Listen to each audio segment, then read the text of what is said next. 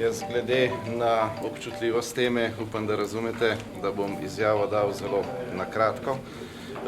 Komisija se je danes torej seznanila s problematiko, ki v tem trenutku zelo bremeni odnose med državo Slovenijo in pa državo Hrvaško, ki se je urejala na sporazumen način z mednarodno arbitražo.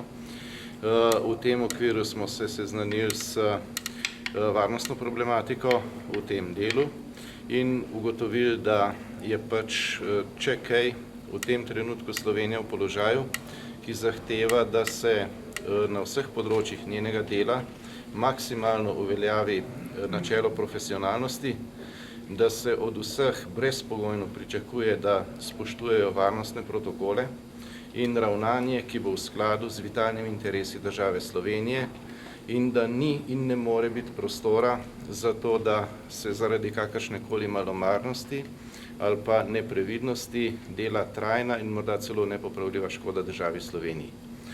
Kot rečeno, vse naše nadaljnje ukrepanje bo v tem okviru, da se stvari čim prej uredijo, da se zagotovi ustrezno profesionalno in varnostno ravnanje na Ministrstvu za zunanje zadeve in seveda povsod drugje po državi, kjer se prihaja v stik z občutljivimi informacijami in da pričakujemo, da bo mednarodna arbitraža po opravljenih korakih uspešno dokončala svoje delo in da bosta obe strani z delom arbitraže tudi ustrezno seznanjeni in upamo tudi kot državljanke in državljani zadovoljni.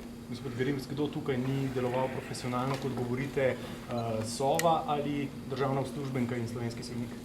Kar se tiče služb, ki so pod pristojnostjo naše komisije, lahko ugotovim po tem prvem sestanku z opozorilom, da seveda bodo nadaljne aktivnosti trajale, da bomo priče obsežni preiskavi dogodka, tudi oceni dogodka in da bo šele takrat možno dati dokončna stališča, pa vendarle, kar se tiče služb, po teh prvih ugotovitvah lahko rečem, da so strokovno in profesionalno pravile svoje delo.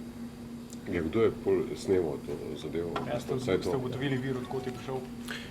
Vira zaenkrat ne morejo potrditi, ker obstaja po njihovih informacijah najmanj 8 možnih izvorov in vse te preiskujejo.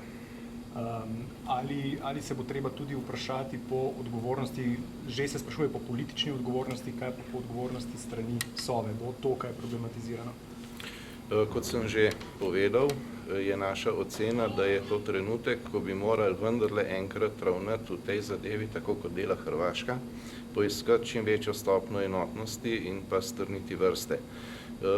Po drugi strani pa seveda delati maksimalno profesionalno in ob spoštovanju vseh varnostnih protokolov, kar je za našo sosedo očitno značilno, v Sloveniji pa, kot kaže, so imeli nekateri posamezniki s tem težave. Kot rečeno pa službe kot take so opravile svoje delo, so opozorile na nevarnosti, so ljudi izobrazile, so tudi ponudile ustrezno pomoč. Lahko samo povete, kdo je to zagotovil, ker direktorja Sove danes tu ni bilo, kot smo videli? Danes so bili tu vsi vabljeni v ustrezni sestavi.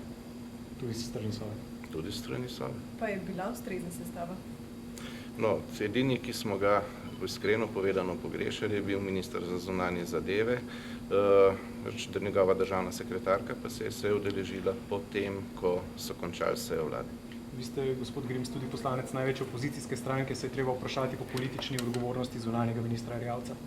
O tem se danes tukaj na seji nismo posebej odločali. Kot rečeno, je naša ocena, da je treba najprej zagotoviti, da se stvari čim bolje iztečejo v korist države Slovenije in pa seveda svoje ravnanje urediti skladno s tem.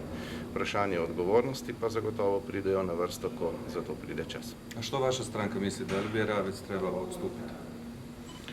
V tem primeru zdaj govorim kot predsednik komisije in povedal sem, kaj smo se na komisiji pogovarjali in dogovorili.